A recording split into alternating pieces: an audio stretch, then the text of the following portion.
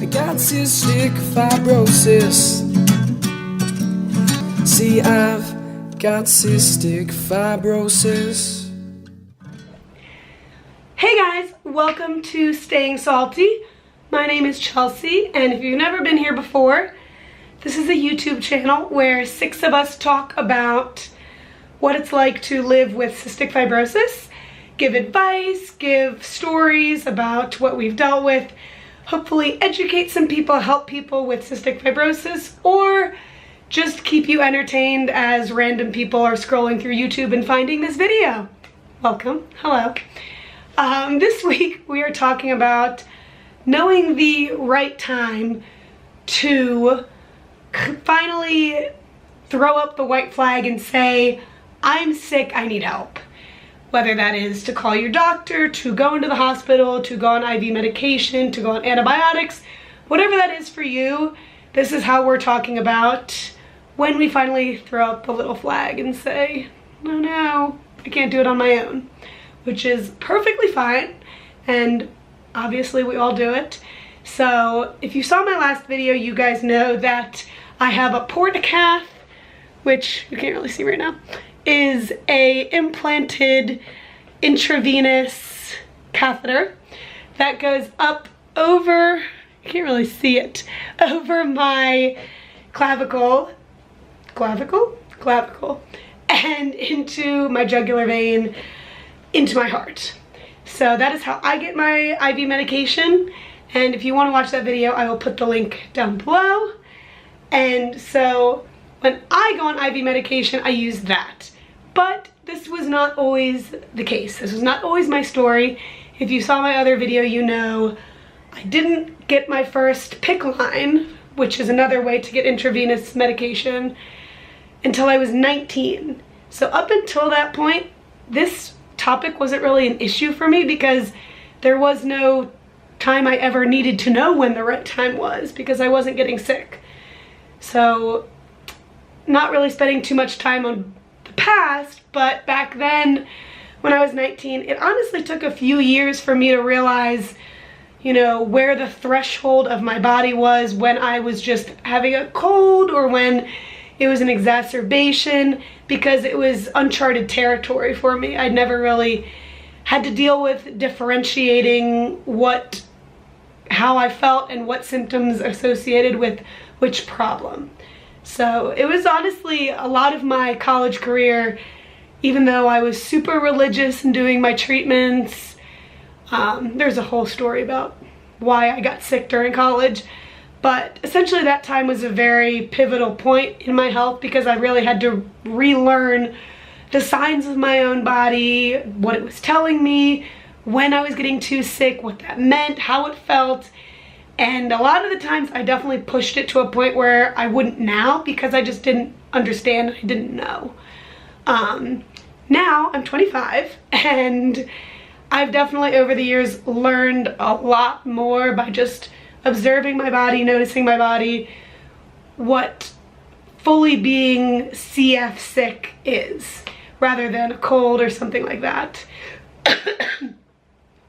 I sound like this all the time, so it's hard to differentiate sometimes my normal cough and my normal sounds rather than my sick cough or my sick sounds and things like that. I live with my boyfriend who is very helpful and always, when I have gotten sick, can notice when I'm starting to cough more, and we both are very alert to that.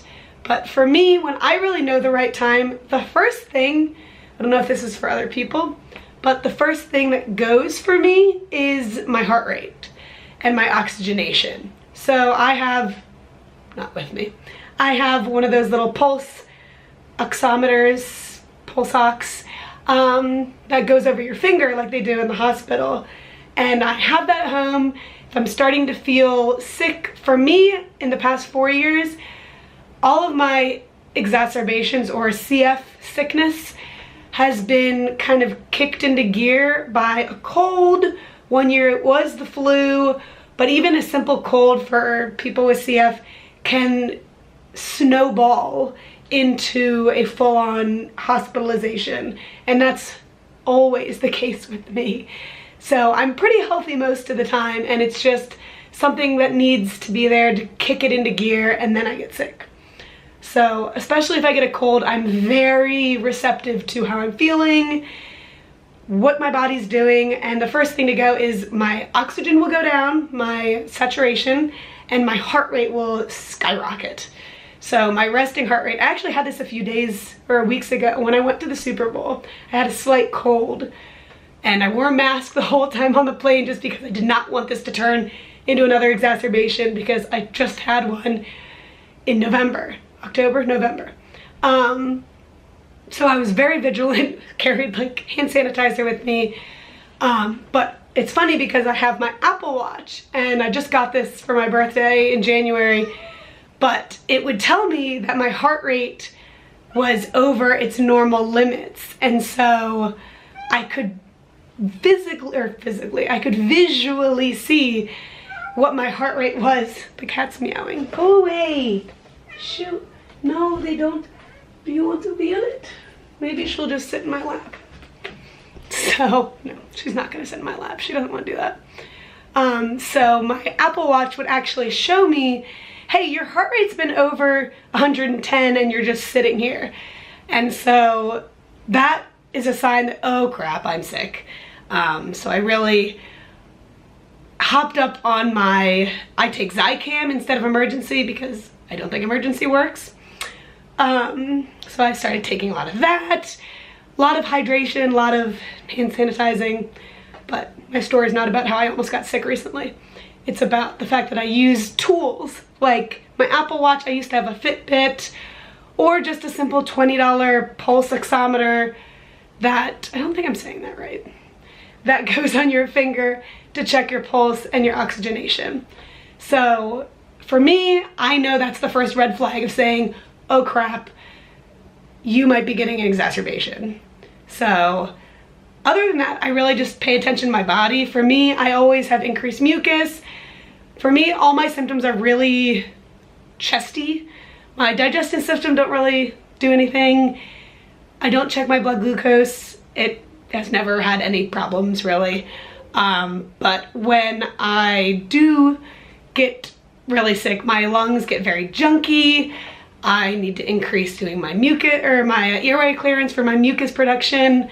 And that's one of the things that I really notice is when I start coughing more, having to actually have like a little, one of those disposable shot glasses that you can get at like the dollar store. I'll use those while I'm doing my treatments, and I can visually see, am I coughing up more mucus than normal? So that's a very good way to gauge it, is by like having a container that you can use that is disposable, please. And you can gauge what's normal and what's not. So that's another tool that I use, but most of all, it's just learning your body. And the worst part is you kind of just have to go through a few exacerbations. You have to go through a few times of this to just really understand what your body starts doing first, because everyone's very different. For some people, it's not, their pulse is fine and their oxygenation is fine. It's just, you know, maybe it's their blood glucose, or maybe it's their chest, or maybe it's something else. So really trying to be in tune with your body, maybe even writing down what is normal for you, what is not normal, and having a secondary opinion. Like my boyfriend tells me all the time, if I'm coughing more, he'll go to doctor's appointments when I was sick and say that he's noticing in the middle of the night I'm coughing, or anything out of the ordinary that he is able to notice. That sometimes, I mean, we cough how many times a day? Like hundreds. So it's, sometimes I don't notice it. It's just white noise in my mind. It just happens. I'm not even conscious sometimes when I'm coughing. I don't recognize it because I just do it all day long. But he obviously is there hearing it. So having, you know, your parents or someone around you that kind of can give you a secondary opinion is really helpful. But besides that, whenever I do feel that final, hey, I need help, it's usually when I've gotten to a point where I can't do it anymore. I can't do it by myself. I'm very independent. I work out. I'm a yoga teacher. I go to work. I have a job. I do all of these hundreds of things. I'm on the channel. I'm very active and I very rarely sit and just do nothing. So when I find myself not having energy to do any of that, or just sitting on the couch watching Netflix for a few days, or any of the other symptoms I've just described to you, then that's definitely a sign to me of saying, like, let's get this back on track. And I will call my doctor, and oral antibiotics don't really work for me anymore. Yay. So I'll try Levaquin, which is an oral antibiotic, but 9 times out of 10 it will not work. So I will then go on IV medication using my port. And honestly, I'm the kind of person where I'd rather do something sooner rather than later, because the worst thing would be sitting in a hospital bed saying, oh, I wish I had done this differently. I wish I had said something earlier. I wish I had just known to do this. So being precautionary is always much more effective than kind of just waiting to see what happens, I guess. You really want to be on top of everything. You want to be proactive. Don't just wait around for it to get worse and lose percentage points on your lung function. Lungs are something you don't ever want to replace if you don't have to. So try and keep them and really protect them with your life. And if you sound like a crazy person calling the doctor every day or every 2 days, tell them that you only get one set of lungs. So remind them of that. And be your own advocate. You know, yell at people if you have to. Okay, don't yell at people. That's bad advice. Don't listen to that. That's just what I do. But do what you have to do to get yourself heard, and make sure that you're the one in your body, and make sure that other people understand that you feel this way, and whether the tests say so or not, you're the only one in your body. And if your tests are all saying you're fine, there's always that gut feeling, and listen to your gut feeling saying whether something is right or wrong. Something is not right with your body and you know something is off. Don't stop until you find the answer. So those are my pieces of advice and what happens to me when I know I need to go wave my white flag of surrender to cystic fibrosis for the few times of the year that happens. So hope this was helpful. Hope you guys enjoyed. Like I said, I'll put my link to my port video down below, and we actually have a guest speaker next week, so tune into her or him and see their videos. And if not, after that we have a 2-week break for all of us to recoup and get ready for springtime. So until then, I will see you all later, and I hope you're doing great. And remember to # stay salty, my friends. All right, bye guys.